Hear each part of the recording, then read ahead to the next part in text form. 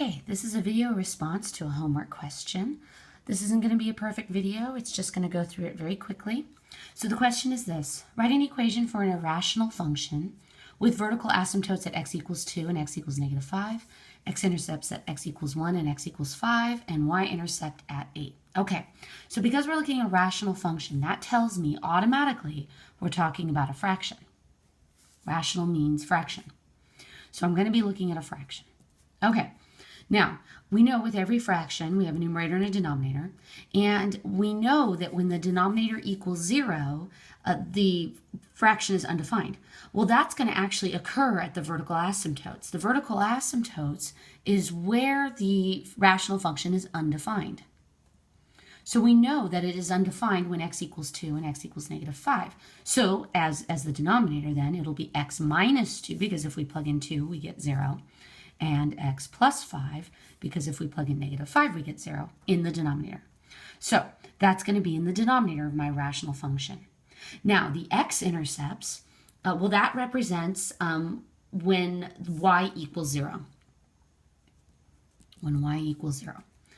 So when y equals 0, x equals 1 and x equals 5. Well, the only way a fraction is going to equal 0, because this is going to equal 0, the only way it's going to equal 0 is if the numerator equals 0, right? 0 divided by a number is going to give you 0. So this, the numerator, has to equal 0 in order for these to be the x-intercepts.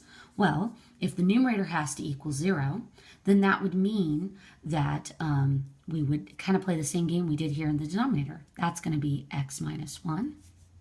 And x minus 5. Because notice, if we put in 1, we'll get 0 in the numerator, so the whole thing will be 0. And if we plug in 5, we get 0 in the numerator, so the whole thing is going to be 0.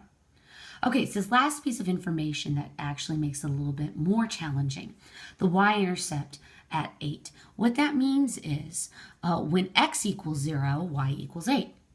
So what is possible here then is some sort of number that's multiplied by all of this. You could put it in the numerator or next to the whole thing. I'll just call it a for right now.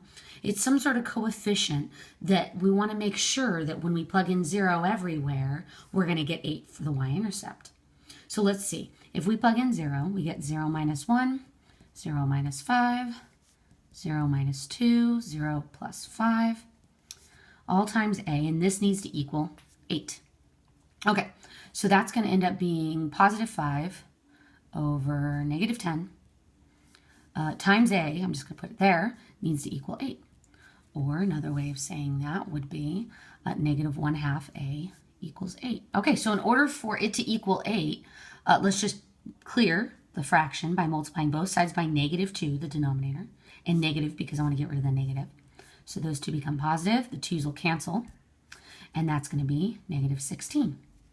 Okay, so that means y equals negative 16 times x minus 1, x minus 5, all over x minus 2, x plus 5. And that's the answer.